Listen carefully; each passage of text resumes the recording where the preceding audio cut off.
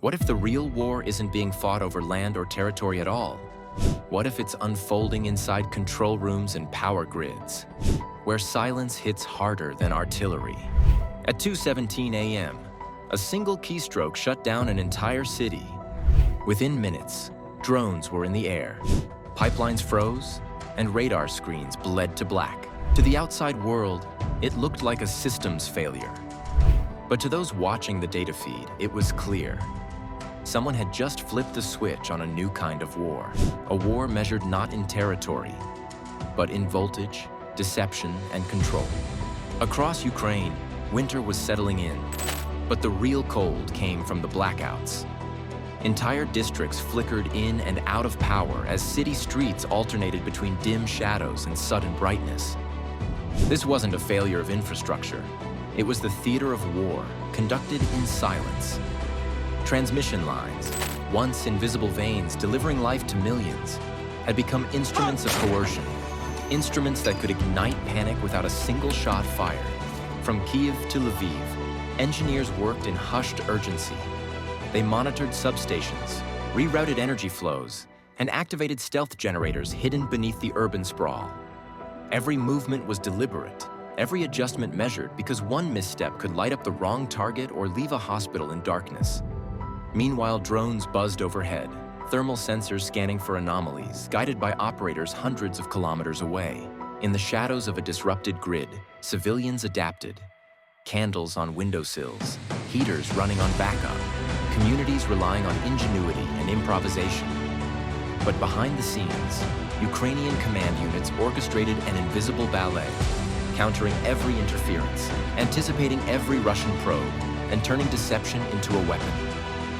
They didn't just defend the lights, they manipulated them, creating phantom signals, fake heat sources, and digital ghosts that could lure enemy strikes into empty streets. The war wasn't fought with tanks or artillery. It was fought with currents and pulses, with stealth and misdirection, and with the knowledge that energy itself could become the most decisive weapon. At the heart of the blackout struggle were the engineers, silent warriors in concrete bunkers, their fingers dancing across consoles, rerouting currents, masking outputs, and faking digital signatures. Each had memorized the grid's vulnerabilities, but even a veteran's hand could falter under pressure. Alongside them, special operations units monitored drones, communicating in encrypted bursts, ensuring reconnaissance never revealed the real generators. The enemy was unseen but ever present. Russian drones, electronic surveillance teams, and sabotage specialists probing for weaknesses. Their goal was simple: disable, confuse, and control. But the methods were subtle, blending cyber attacks with kinetic probes and psychological pressure. Every misread signal, every phantom spike, could trigger a strike on critical infrastructure, civilian areas, or even military command posts. Civilians were unwitting participants, their routines hijacked by the war for power.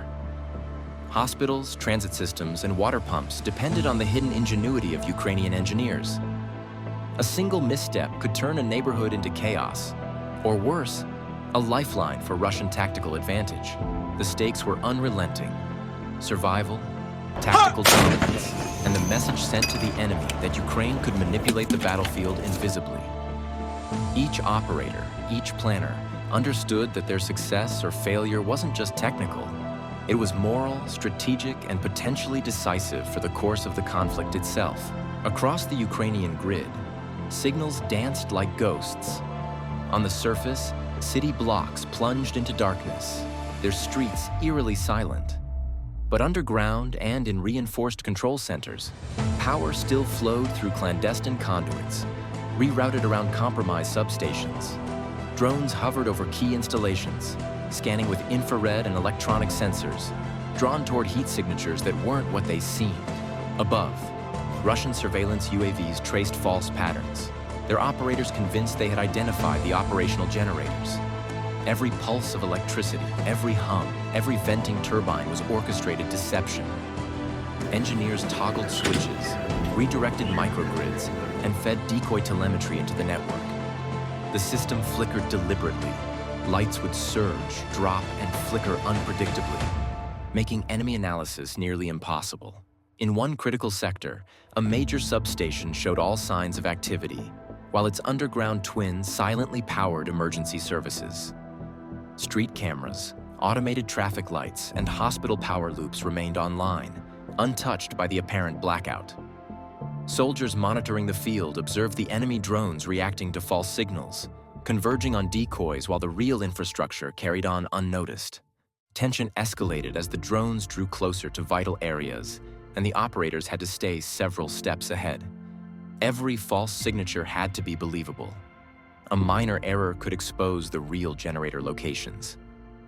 Engineers whispered, cross-checked, and executed contingency plans on the fly, knowing that the drone's sensors could adapt, algorithms could detect patterns, and human intuition could still betray them. In this invisible battlefield, motion and stillness were weapons. The city seemed lifeless to the enemy, but every pulse, every glow, every electrical surge was a trap. Ukraine's control over the war of energy was precise, deliberate, and dangerously clever. The field itself became a chessboard, and every wire and conduit a piece in a game the enemy had yet to understand. In a dimly lit operations center outside Kyiv, Ukrainian engineers and intelligence officers tracked every drone, sensor feed, and grid fluctuation in real time. Large displays projected the city's power network like a living organism, lines pulsing, nodes glowing, decoys blinking. Each operator had a role. Some manipulated the false telemetry, others monitored Russian UAV responses, while analysts cross-referenced satellite imagery with cyber intercepts to anticipate enemy adjustments. Every ping from a UAV or satellite was dissected. Was that a real generator operating, or a carefully constructed decoy? Algorithms scanned for anomalies. Human eyes validated the patterns. One incorrect reading could reveal the underground backup systems, putting hospitals, communication nodes, and water treatment facilities at risk. The command team coordinated rapid shifts in energy distribution, rerouting power in seconds, while simultaneously feeding deceptive signatures to enemy sensors.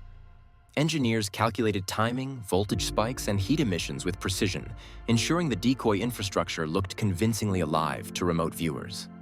Meanwhile, analysts in cyber and signal intelligence maintained a constant watch on the Russian communications network.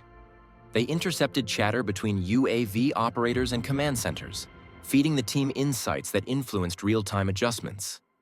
The invisible war unfolded as a sequence of layered decisions, each reliant on both human intuition and machine analysis. Here, strategy met execution. What appeared as a blackout across Ukraine's grid was, in reality, a complex dance of deception. Every false signature drawn, every diverted voltage, and every algorithmic prediction became a tool in a silent, high-stakes game. Victory didn't come from firepower. It came from being unseen, unheard, and always one step ahead. The moment of truth arrived as Russian UAVs converged over a sector of Kyiv's grid where the decoys hummed convincingly. Sensors and cameras captured the false heat signatures. Drone flight paths converged on fake generators, and control centers interpreted the signals as genuine operational nodes. The engineers held their breath. Any miscalculation now could expose the real infrastructure. Suddenly, a coordinated cyber probe targeted the primary grid. Alerts flashed across operator consoles, but the real generators had already been shielded by rapid reroutes and stealth circuits. The decoy signatures absorbed the attack, drawing resources and attention away from critical power nodes. Russian drones and command units acted on misleading intelligence, wasting precious minutes verifying false data. Downstairs, the underground generator teams monitored every spike in load and temperature, adjusting output silently. Civilian networks continued running, hospitals stayed online, and communication lines remained stable. It was as if the blackout had never happened. Yet to the invaders, the city appeared crippled. In these tense minutes, the energy battlefield proved itself lethal without a single shot fired. The combination of deception, anticipation, and real-time adjustments had forced the enemy to play the game on Ukrainian terms. What could have been a crippling attack instead became a calculated victory, executed in silence and invisibility. a lesson in modern asymmetric warfare. As the drones withdrew and cyber probes subsided, the Ukrainian engineers exhaled. The city lights blinked back to normal, hospitals hummed, and essential services had never faltered. To the outside observer, it might have looked like another routine blackout, but behind the scenes, an invisible battle had been won. The deception had achieved its dual purpose, preserving civilian life while teaching the invaders a critical lesson. Every misdirected drone, every wasted cyber attempt, and every false heat signature had been a carefully calculated strike without bullets or missiles. It showcased how mastery of information and energy networks could level the playing field against a technically superior opponent. Commanders debriefed quietly, noting how rapid thinking, technological foresight, and precise execution had prevented catastrophe. The operation reaffirmed a key doctrine. In modern warfare, control isn't always about firepower. It's about understanding, manipulation, and anticipation. The war for energy had proven that invisibility and intelligence could be just as decisive as bombs or artillery. In the end, those who see the unseen, anticipate the hidden moves, and exploit information channels first will often win without ever having to strike.